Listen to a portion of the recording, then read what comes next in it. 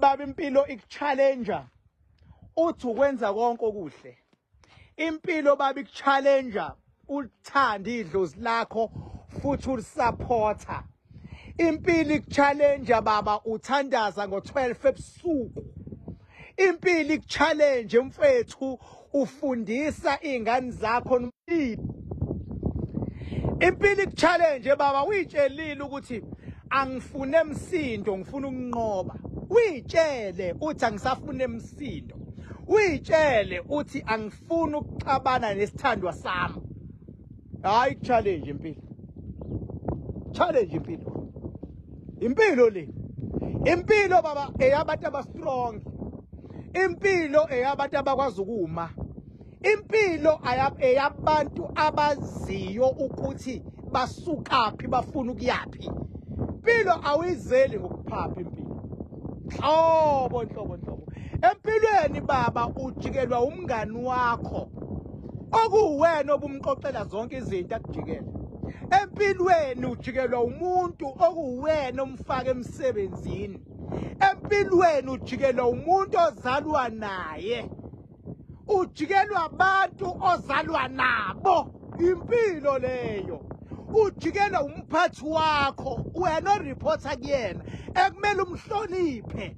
Umphathi wakho akwenze uthi uyazama ukumhlonipha kodwa kuphushele to a corner la ungasazi ukuthi yini ekumele uyenze ngomphathi wakho ngoba uyabhilivela kuyena kodwa nje ufuna ukubona uqoshiwe, ufuna ukubona impilo iphelile ngawe. Empilweni ujikelwe isithandwa sakho enilala naso ebenimplana naso kodwa all of a sudden sivele sijike nje umuntu okumele ngabe niyabonisana shintshe abe yimpi kuwena. Umuntu engabe niyabambisana shintshe akhuzwe ongasawezwa kahle. Ngasawezwa ujikelwa umuntu ohamba naye omqoqela yonke ajike umuntu.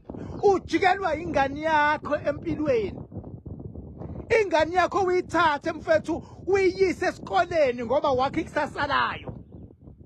Mzwane seyihamba nabangani abarongi ijikele wena mzali wayo ithi wena baba ukazi ungithande wena ma ukazi ungithande kodwa wena obukhokha ama school fees. Uwena obukhokha ama school fees. Seyijikile kodwa manje ngoba isiqala ukubhema ama drugs, seyiphuza utshwala, seyibhema ogwayi, seyihamba nabantu abarongi abayifaka umoya. Ikujikela umzali uthi uyakhuluma nengane yakho, ikushiye usakhuluma uphume ihambe. Impilo leyo baba. Ungazobikela abantu. Ungazobikela abantu. Ujikelwe mfethu umuntu omthathe wena wamfaka emsebenzini uthi umenza umuntu. Ujikelwe umuntu omlwela izimpi empilweni uthi umfowethu lo umngani wami lo ajika ahlangane nezitha impi ayiphindise kuwena impilo.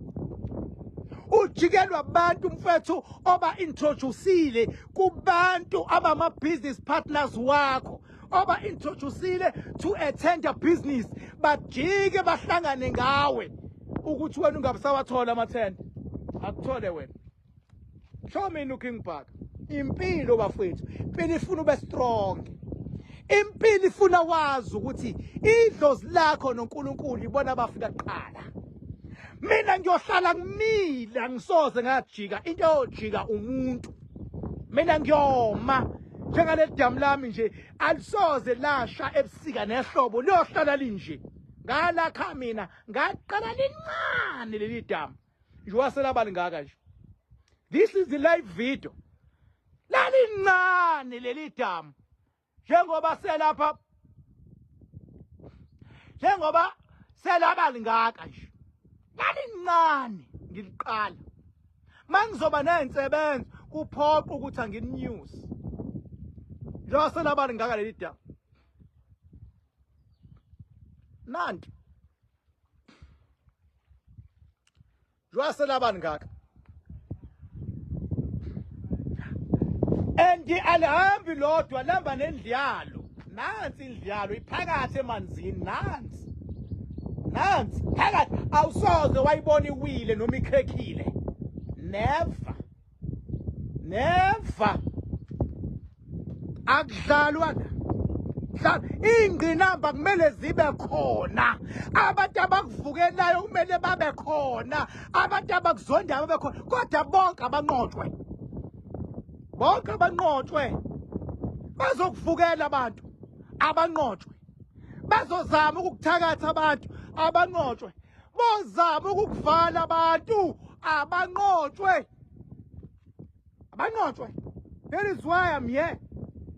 Kulwela abantu izinto abazaziyo nabangazazi. Abanqotshwe baba. Into esifuna ukuyibona, phumelela. Asibone wena wakho umuzi wakho. Asibone izingane zakho oyithandayo, asibone iphumelela. Asibone ifamily yakhe iphumelela. That is why ngithe ngenze le video ngisedamini ukuze ukukhala kwami ngikhalela nina kuzwiwe le damini.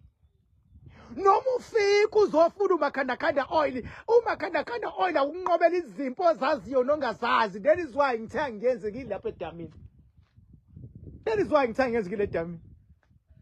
Ayikho into engayenza ukunqoba ingqinamba ukuthi ikwazi ukuphila wena. Empilweni focusa kuwena. Focusa kubantu abathembele kuwe. Focusa ku legacy oyakhayo ngoba ngeke ubajabulise bonke abantu emhlabeni. Abanye bayokushiya, abanye bayokujoyina. Ima ungazama ziseki. Ngikhona. Noma ngajika kuze kujike ngisho ingane yakho, noma ngajika umfowenu, noma ngajika udadewenu, ngoba umuntu uma esejika uyakhohlwa okuhle omenzele khona. Ngisho unganqobela umuntu umhlaba wonke ubuka, kodwa mzwane esejika uyokhohlwa okuhle omenzele khona. Umuntu loyo, umuntu bafowethu. Umuntu ngisho ungaya ungamupha imali engadlile, mzwane sekujikela uyothi wangayincengile imali yakho. Ngisho ungananela umakhelwane irice, uyothi mayisekujikela ethi vela ukwazi umthandi wena ujabulela bengabezocela irice kuwena. Akaza akuncenge futhi ke rice lakho. Impilo ifuna ube strong. Impilo ufuna ube indoda. Impilo ifuna ube imbhokodwe. Impilo ifuna uqine. Show mina uking back wanyanyayo futhi fuck off.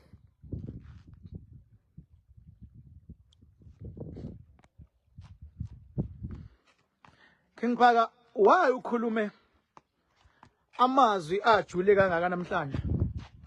Ngifikela umuzwa ukuthi emakhaya abantu babhekene nezimpi ezingaphezulu kwabo. Ngifikela umuzwa ukuthi emsebenzini abantu babhekene nezimpi ezingaphezulu kwabo. Ngifikela umuzwa ukuthi abantu bajikelwa zingane abayikhulisa kanzima, abanye bayikhulisa behamba ngabodwana, kodwa ingane imjikele ingamhloniphi umzali wayo. Ngifikela umuzwa mfethu ukuthi usebenza kanzima emsebenzini, kodwa imali oyisebenzayo iphelele ezandleni. Phelele ezandleni awuyiboni. Ngifikela umuzwa mfethu. Ngifikela umuzwa baba. Ngifikela umuzwa mfethu ukuthi amabhizinisi akho lapho ukhona ekhaya ayaqala ayahlehla, ayaqala ayemuva. Ngifikela umuzwa ukuthi sewukwenze konke okubalekile nokwenziwayo bengabe umuntu, kodwa still impilo benginyuka la istairs bafethu.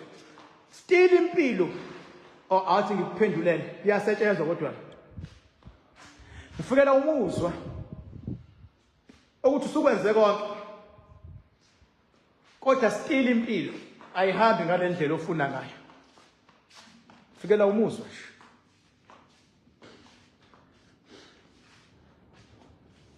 Fikela umuzwa ukuthi ngiphumele ngaphandle.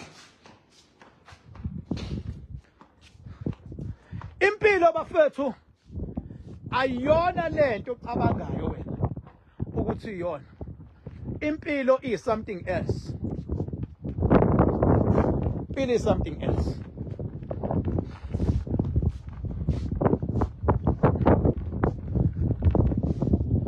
Ngithanda bafethu ukubhubha.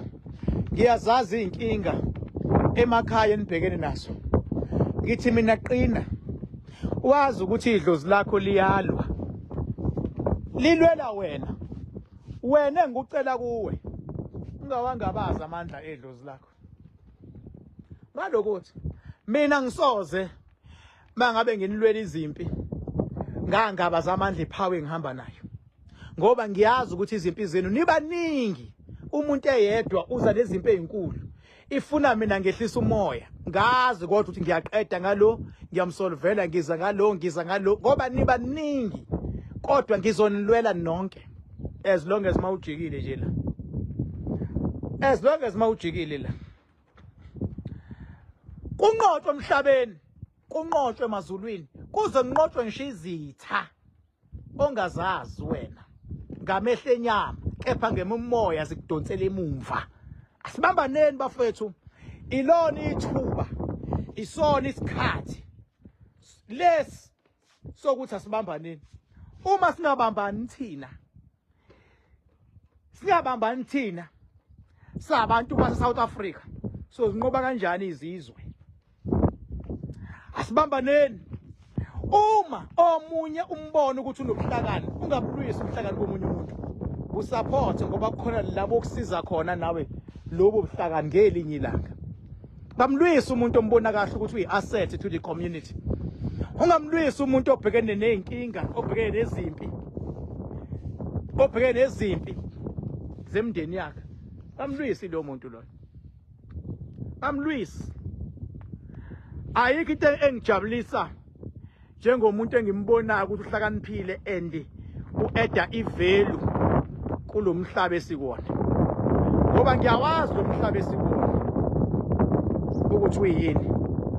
That is why ngithatha ithuba ngithi ngicela ukukhuluma nani ukuthi lapho nikhona emakhaya azini ukuthi ngikhona. Ngikhonela kona ukulwa izimpo ozaziyo nezimpo ongazazi emhlabeni nasemazulwini. Kodwa ingqinamba azikwazi ungabukhona ingqinamba.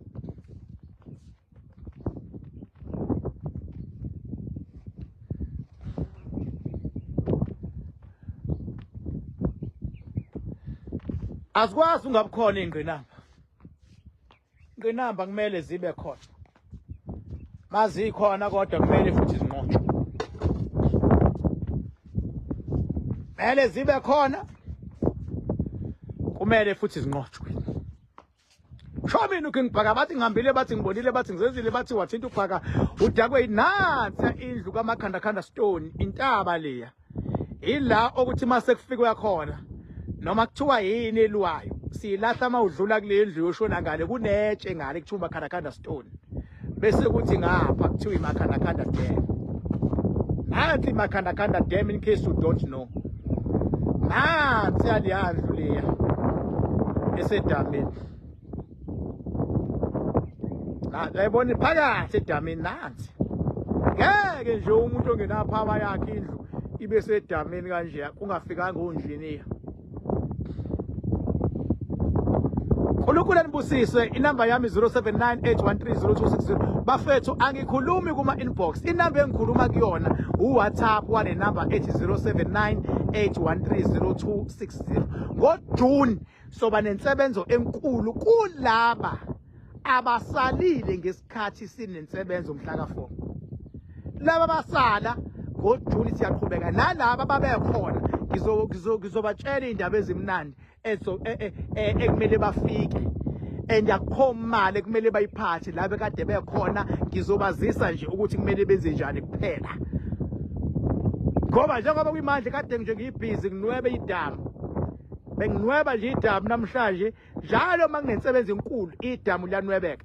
End of June kunensebenzo enkulu ezobe ilapha edamini kaMakhandakhanda. Tshela omunye nomunye atshela omunye ukuthi sekusukile lokho.